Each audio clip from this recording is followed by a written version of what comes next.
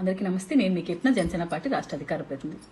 మనందరికీ తెలిసిన విషయమే, గత ప్రభుత్వం నోటిదూల మంత్రిగా బాగా ప్రసిద్ధి చెంది అదే నోటిదూలని అధికారం కోల్పోయిన పొలిటికల్ ఫ్రస్ట్రేషన్తో కూడా కంటిన్యూ చేస్తూ పవన్ కళ్యాణ్ గారి మీద వ్యక్తిగత విమర్శలు చేస్తూ తన ఉనికిని కాపాడుకునే ప్రయత్నం చేస్తున్న రోజా గారికి ఈ వీడియో. ముఖ్యంగా రోజా గారు రోజు రోజుకి దిగజారిపోవడం అంటే ఏంటి అని ఎవరన్నా అడిగితే రోజా గారు నిలవేలెత్తి చూపించేటట్టు చేసుకుంటున్నారు మీ పరిస్థితి. పవన్ కళ్యాణ్ గారి ఆరోగ్యం బాలేని విషయాన్ని కూడా ఇంత కుసంస్కారంగా ఇంత నీచానికి దిగజారి ఒక మహిళన విషయం కూడా మీరు మర్చిపోయి మాట్లాడుతున్నారంటే మీరు ఎంత సంస్కారహీనులో ఈరోజు ఈ రాష్ట్ర ప్రజలకు అర్థమవుతుంది. ఒక వ్యక్తికి బాలేదంటే మినిమం కన్సర్న్. అదే మీకు ఆపరేషన్ జరిగినప్పుడు ఏ జన సైనికుడు, ఏ వీరమేళ, ఏ జనసేన పార్టీ మిమ్మల్ని కించపరుస్తున్నో వ్యక్తిగతంగా విమర్శిస్తున్నో మేము ఎప్పుడు మాట్లాడలేదు. అలాగే మీ నాయకుడికి ఇబ్బందులు వచ్చినప్పుడు కూడా మేము ఎప్పుడు వ్యక్తిగతంగా మాట్లాడలేదు. ఆ సంస్కారం మా నాయకుడు మాలో నింపాడు. స్టిల్ నౌ ఈ రోజు కూడా మీతో నేను వీడియో మాట్లాడుతున్నప్పుడు కూడా రోజా గారు అనే మాట్లాడుతున్నా. ఆ ఇన్స్ట్రక్షన్స్ నా పార్టీ నాకు ఇస్తోంది. ఆ సంస్కారం నా నాయకుడు నాకు నేర్పించాడు. మరి మీకు మీ నాయకుడు నేర్పించలేదా? అండ్ ఇంకోటి ఏంటంటే, విజయ్ గారు మీరు మాట్లాడారు కాబట్టి నేను విజయ్ గారి ప్రస్తావన కూడా తీసుకొని వస్తున్నాను. ముందుగా ఈరోజు ప్రమాణ స్వీకారం చేసి ముఖ్యమంత్రిగా తమిళనాట మీరు అడుగు పెట్టినందుకు మీకు అంతా మంచి జరగాలని మనస్ఫూర్తిగా జనసేన పార్టీ నుంచి కోరుకుంటున్నాం విజయ్ గారు. అలాగే తమిళనాడు అభివృద్ధిలో మీరు కీలక పాత్ర పోషించాలి. మీకు ప్రజలు ఇచ్చిన తీర్పుకు మీరు న్యాయం చేయాలని మనస్ఫూర్తిగా కోరుకుంటున్నాను. ఇంకా రోజా గారు, ఊర్లో పెళ్లికి కుక్కల హడావిడి, మళ్ళీ చెప్తున్నా, ఊర్లో పెళ్లి కుక్కల హడావిడి అంటారు. అట్లా డిఎంకే పార్టీకి నువ్వు ప్రచారం చేసి స్టాలిన్ గారికి నువ్వు మద్దతు ఇచ్చి ఈ రోజు విజయ్ గారి గెలుపును నీ గెలుపుగా మీ వైసీపీ మీరు పోర్ట్రేట్ చేసుకోవటం ఏంటారా బాబోయ్, నాకు అసలు తల బయలుపోతుంది మిమ్మల్ని చూస్తే. కొంచెం సిగ్గనిపిస్తా మీకు? ఏం చేస్తున్నాం మనం ఎవరికి ప్రచారం చేసాం, ఎవరికి ఊడిగం చేయాలనుకున్నాం, ఇప్పుడు ఎవరిని మనము వెనకేసుకుని వచ్చి మాట్లాడుతూ దట్టు పవన్ కళ్యాణ్ గారిని విజయ్ గారిని కంపేర్ చేస్తాం. తమిళనాడు రాజకీయాలు వేరు, ఏపీ రాజకీయాలు వేరు.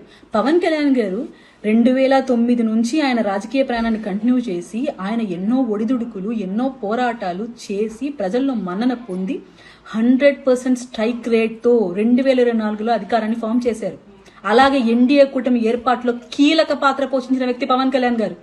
ఈ రోజు మీరు చూస్తే మోడీ గారి దగ్గర, ప్రైమ్ మినిస్టర్ దగ్గర ప్రత్యేకమైన స్థానం ఏర్పాటు చేసుకున్న వ్యక్తి పవన్ కళ్యాణ్ గారు. అటువంటి వ్యక్తిని నువ్వు కించపరిచి మాట్లాడుతున్నావు అంటే నీ స్థాయి ఏంటో అర్థం కావట్లేదు నాకు. విషయం ఏంటంటే, పవన్ కళ్యాణ్ గారు సొంత నిధులను వినియోగించుకుని జల్సాలు చేస్తున్నారు అని అంటున్నావు. ఎలా మాట్లాడుతున్నావు? ఏ ఆధారం తీసుకుని మాట్లాడుతున్నావు? పవన్ కళ్యాణ్ గారు ఈ రోజు అయితే ప్రత్యేక విమానం తిరుగుతున్నారు, ఆయన సొంత డబ్బుతోనే తిరుగుతున్నారు. ప్రభుత్వం నుంచి ఒక రూపాయి కూడా ఆయన తీసుకోవట్లేదు. ఆయనకు వస్తున్న జీతాన్ని కూడా పిఠాపురంలో 42 మంది భగవంతుని బిడ్డల కోసం యూటిలైజ్ చేస్తున్నాడు. ఆయన ప్రతి నెల వాళ్ళకి ఇస్తున్నాడు. అటువంటి వ్యక్తి కళ్యాణ్ గారు. ఇవన్నీ పక్కన పెట్టేద్దాం. అట్ ప్రెజెంట్ మేము ప్రశ్నిస్తున్నాము అంటే అది తప్ప, ప్రశ్నిస్తే తప్పేముంది అని చాలా ఇంటలెక్చువల్ గా మాట్లాడే ప్రయత్నం చేశారు మీరు. ప్రశ్నించడం అంటే ఏంటండి? ఇట్లా ఇంటర్వ్యూలలో లేదంటే ఒక మైకుల ముందర వచ్చి మాట్లాడటమా? ఏం 11 మందిని గెలిపించారు కదా మిమ్మల్ని ప్రజలు. ఆ 11 మంది అసెంబ్లీలో క్వశ్చన్ చేయలేరా? ఏంటి మీరు ఏం చేస్తున్నారని మమ్మల్ని అడగలేరా? అంటే ప్రశ్నించడం అంటే ఇళ్లలో కూర్చొని మీరు 4 వీడియోలు చేసుకుంటూ, లేదంటే ఏదైనా ప్రజల ముందరకు వచ్చినప్పుడు మీ వెనుకని కాపాడుకోవడం కోసం పవన్ కళ్యాణ్ గారి 4 మాటలు అనేసి వెళ్ళిపోతే అది ప్రశ్నించడమా? మీకు ధైర్యం ఉంటే మీరు ఇలాంటి వీడియోలో లేదంటే ఇలాంటి లైవ్లో కాకుండా రండి, బయటకు రండి, ఒక డిబేట్ పెట్టుకుందాం. నేను జనసేన పార్టీ అధికార ప్రతినిధి, నేను వస్తాను. మీరు కూడా వైసీపీ అధికార ప్రతినిధే కదా, రండి. నగిరిని మీరు ఎంత అభివృద్ధి చేశారు? నేను మొన్న నగిరికి వెళ్తే నాతో అంటున్నారు, ఇక్కడ గెలవలేకపోయిందామా, ఇంట గెలిచలేక రచ్చ గెలుస్తానని చెప్పి డిఎంకే పార్టీని సపోర్ట్ చేయడం కోసం తమిళనాడుకి వెళ్ళింది అని నవ్విపోతున్నారు. దరిద్రం పోయిందంటున్నారు. సో అవన్నీ వాస్తవాలు కావు, నిజం మీరు చెప్పాలి కదా మాకు. నేను ఇంత డెవలప్మెంట్ చేశాను నగిరిని. సో పిఠాపురంలో పవన్ కళ్యాణ్ గారు ఎంత డెవలప్ చేశారు నేను నిరూపిస్తాను. అలాగే మీరు టూరిజం మినిస్టర్గా ఉన్నప్పుడు ఎంత డెవలప్మెంట్ చేశారు మీరు చెప్పండి. ఇప్పుడు కందులు దుర్గేష్ గారు ఎంత డెవలప్మెంట్ చేస్తారో నేను చెప్తాను. అలాగే డిప్యూటీ సీఎంగా పవన్ కళ్యాణ్ గారు వచ్చిన తర్వాత ఆ శాఖకి ఎంత అభివృద్ధి చేశారో ఈ రోజు దేశం మొత్తం మాట్లాడుకునే స్థాయిలో పంచాయతీరాజ్ని పెట్టారు.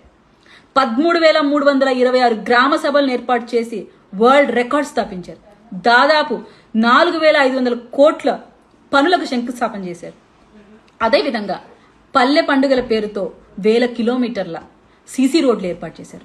డ్రైనేజ్ వ్యవస్థను ఏర్పాటు చేశారు. గిరిజన ప్రాంతాల్లో డోలీల మీద డెలివరీలకు వెళ్తూ ఎంతో ఇబ్బంది పడి రిమోట్ ఏరియాస్లో కూడా ఈరోజు 500 కోట్లు కేటాయించి రోడ్లు వేస్తున్నారు. దట్ ఈస్ పవన్ కళ్యాణ్ గారు. ఒక డిప్యూటీ సీఎం ఎలా ఉండాలి అని చూపించాడు అన్ని రాష్ట్రాలకి. మరి మీ ప్రభుత్వంలో ఉన్న డిప్యూటీ సీఎంలు ఏం చేశారో నాకైతే తెలియదు, రబ్బర్ స్టాంపులు అనుకుంటా. సో రండి డిబేట్ పెట్టుకుందాం.